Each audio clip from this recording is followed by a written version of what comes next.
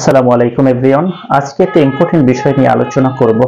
খুবই গুরুত্বপূর্ণ বিষয় একটা, বর্তমান সময়ে খুবই একটা গুরুত্বপূর্ণ বিষয়। তার আগে আমি একটু পূর্ব ইতিহাস দেখে আসব।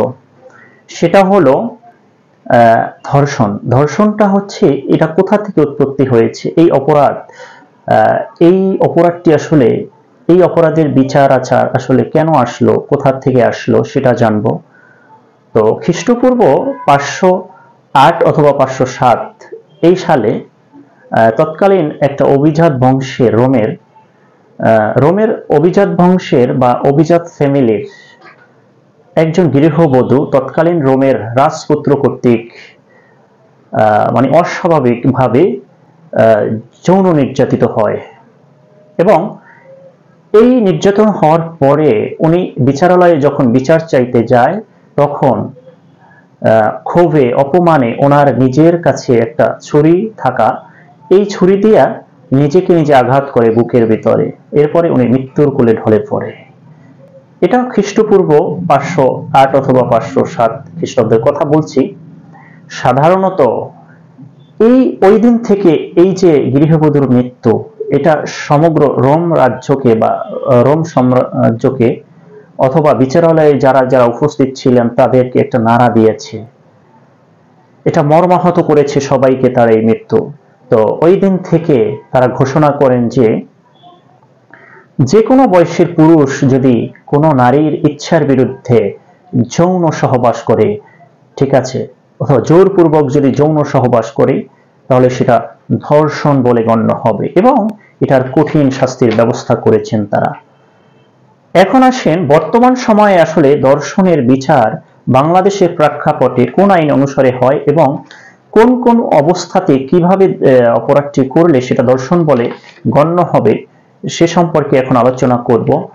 আমাদের দেশে সাধারণত ধর্ষণের বিচার হয়ে থাকে নারী ও শিশু নির্যাতন দমন আইন 2000 এই আইন অনুসারে, এবং এখানে এই আইনে উল্লেখ করা হয়েছে আসলে 9 ধারায় উল্লেখ করেছে ধর্ষণের শাস্তি এবং 2 ধারায় ধর্ষণের সংজ্ঞা প্রদান করেছে। এখানে ধর্ষণের সংজ্ঞা প্রদান করতে গিয়ে বলেছে যে আমাদের দণ্ডবিধি 1860 সালের এই আইনের 375 ধারায় যেভাবে ধর্ষণকে সংজ্ঞা প্রদান করা হয়েছে ঠিক সেভাবেই কিন্তু ধর্ষণের এখানে ওইভাবে ওই পরিস্থিতিতে ওইভাবে অপরাধটি করলে সেটা ধর্ষণ বলে গণ্য হবে এবং নারী ও শিশু নির্যাতন দমন আইন 2000 এটা মেনে নিয়েছেন। উনি বলেছে, এই আইন বলেছে যে 375 ধারা অনুসারে দণ্ডবিধির ওখানে যেভাবে সংজ্ঞা প্রদান করা হয়েছে সেটাই কার্যকর হবে।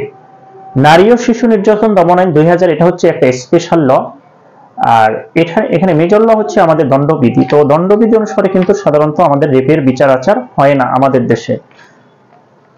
এখন সাধারণত আমরা দেখব যে দণ্ডবিধি 1860 সাল 375 ধারায় এখানে কি বলেছে, কিভাবে অপরাধটি করলে সেটা ধর্ষণ বলে গণ্য হবে সেটা এখন আমরা দেখব। এখানে বলা হয়েছে 375 ধারায় 5 ভাবে একজন নারী, যে কোনো বয়সের নারী ধর্ষিতা হতে পারে বা রেপ হতে পারে।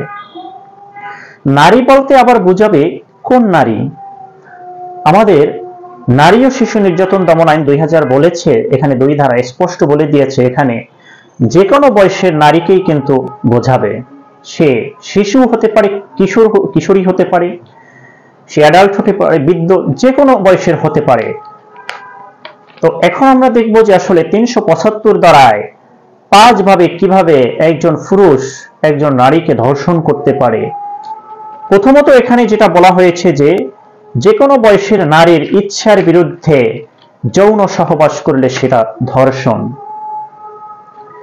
এরপরে দ্বিতীয়ত যেটা বলেছে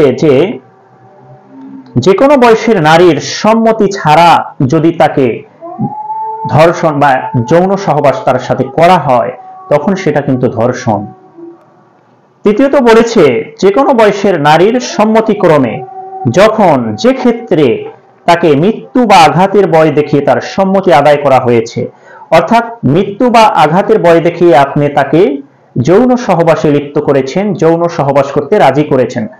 দেখা গেছে আপনি তাকে অস্ত্রের ভয় দেখিয়েছেন, আপনি বলেছেন তুই যদি এখন আমার সাথে মেলামেশা না করিস তাহলে তোকে এখনই আমি গুলি করে দিব, শুট করে দিব, অথবা চাপাটি দেখিয়ে বলছেন, এখনই গলাতে ধরে বলেছেন এখনই তোকে শেষ করে দিব, রাজি হবে কিনা বল।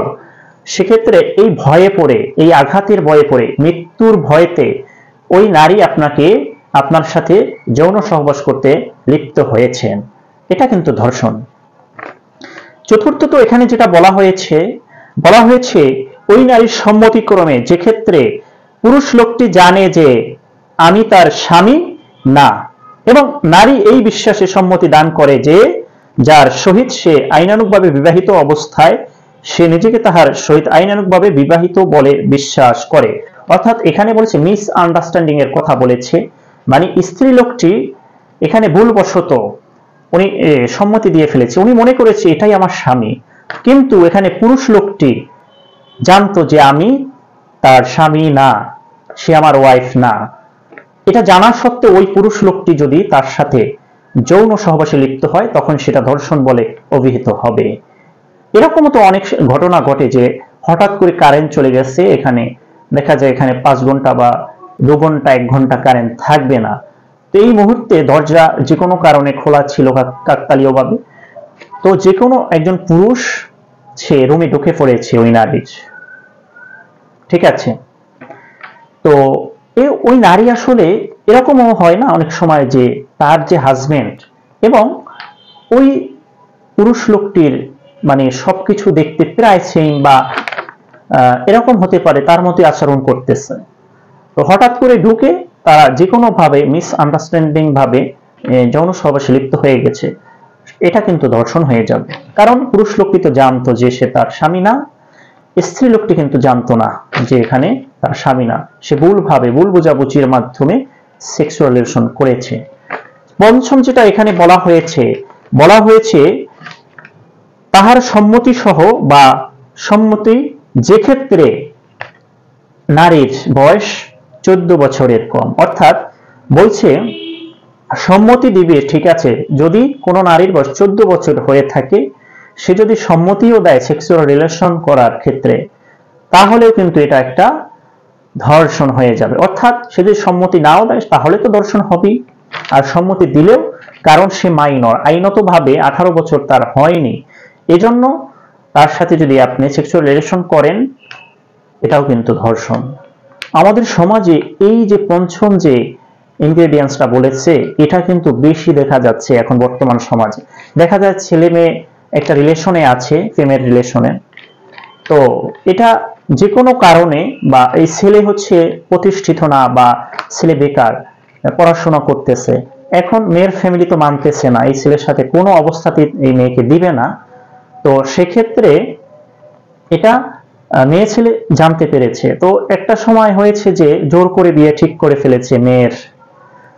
এখন এমতো অবস্থায় মেয়ে ছেলের সাথে পালিয়ে গিয়ে যে কোনো ভাবে তারা বিয়ে করে ফেলছে। মেয়েটির বয়স কিন্তু 14 বছরের কম, ঠিক আছে। সেক্ষেত্রে এখানে বলা হয়েছে যে 14 বছরের কম হলে সেটা তো অবশ্যই তার সম্মতিও যদি থাকে বা সম্মতি নাও থাকে তাহলে কিন্তু ধর্ষণ। তো এমতো অবস্থায় মেয়ের বাবা কি করেন, মেয়ের বাবা সাধারণত একটা কিডন্যাপিং এর মামলা দেন এবং অপহরণ, জোরপূর্বক অথবা ধর্ষণের মামলা দিয়ে থাকেন। তো যখনই এই ধর্ষণের মামলা রেকর্ড হয়ে যায় তখন পুলিশ তো এই অপরাধীকে, এই ছেলেকে খুঁজতে থাকে, তো খুঁজতে খুঁজতে গ্রেফতার করে ফেলে এবং মেয়েকে বাবা মায়ের হেফাজতে, বাবা মায়ের কাছে দিয়ে দেয়। সাধারণত যখন মেয়ের ব্রেনটা ভালোভাবে ওয়াশ করে ফেলে তার ফ্যামিলি, তার বাবা মা সবাই বলে এই ছেলের থেকে ভালো ছেলের কাছে তোকে দিব, গাড়ির অভাব নেই, সবকিছু বলে, এবং এভাবে একদিন না একদিন বলতে বলতে একদিন 2 দিন মানে মেয়ে আসলে পটে যায়, মেয়ে তার ব্রেন তো অনেক ওয়াশ করেছে অনেক ভাবে, তখন ছেলেকে সে ভুলে যায়, বাবা মায়ের পক্ষ নিয়ে ফেলে। এদিকে ছেলেটির কিন্তু অনেক সমস্যা হয়ে গেছে, তার পড়াশোনা শেষ এবং তার যে ধর্ষণের মামলাটা দিয়েছে যদি প্রমাণই হয়ে যায় সে ধর্ষণ করেছে, তাহলে কিন্তু এটা তার সর্বোচ্চ শাস্তি হতে পারে আমাদের আইনে। তো এভাবে কিন্তু আমাদের সমাজ নষ্ট হয়ে যাচ্ছে। এছাড়াও কিন্তু আমরা অনেক এখন জোরপূর্বক ধর্ষণ দেখতে পাচ্ছি। এই 2-3 দিন আগে অনেকগুলো ধর্ষণ হয়েছে, প্রায় 20-30টার মতো ধর্ষণ হয়ে গেছে। প্রকাশ্যে ধর্ষণ করতেছে ঢাকা শহরে বিভিন্ন স্থানে, বাংলাদেশে জোর করে। এরপরে শুধু ধর্ষণই করতেছে না, ধর্ষণ করে আবার হত্যা করতেছে। তো বর্তমানে আজকে আমার এই ভিডিওটা বানানোর উদ্দেশ্য হলো, বর্তমানে প্রচন্ড হারে এই ধর্ষণের অপরাধ হচ্ছে। এজন্য এখন যেটা আলোচনা করব, এই ধর্ষণের অপরাধ যদি কারো বিরুদ্ধে প্রমাণ হয় তাহলে কিরকম শাস্তির ব্যবস্থা রয়েছে সেই বিষয়। সাধারণত আমাদের নারী ও শিশু নির্যাতন দমন আইন 2000 অনুসারে এই ধর্ষণের বিচার আচার হয়ে থাকে। নারী ও শিশু নির্যাতন দমন আইন 2000-এর 9 ধারা অনুসারে ধর্ষণের বিচার হয়, শাস্তি প্রদান করা হয়। তো এখানে এখন যেটা জানবো, ধর্ষণের কি শাস্তি রয়েছে। কারো বিরুদ্ধে যদি ধর্ষণের অপরাধ প্রমাণ হয়ে যায় তাহলে তার সর্বোচ্চ শাস্তি হতে পারে মৃত্যুদণ্ড অথবা যাবজ্জীবন কারাদণ্ড, এবং সাথে অর্থদণ্ড করতে পারে, জরিমানা করতে পারে। তো আজকে আপনারা জানলেন ধর্ষণ সম্পর্কে। তো যদি ভিডিওটি ভালো লেগে থাকে অবশ্যই শেয়ার করবেন, চ্যানেলটি সাবস্ক্রাইব করবেন, শেয়ার করে ছড়িয়ে দিয়ে মানুষকে সচেতন করবেন। আসসালামু আলাইকুম।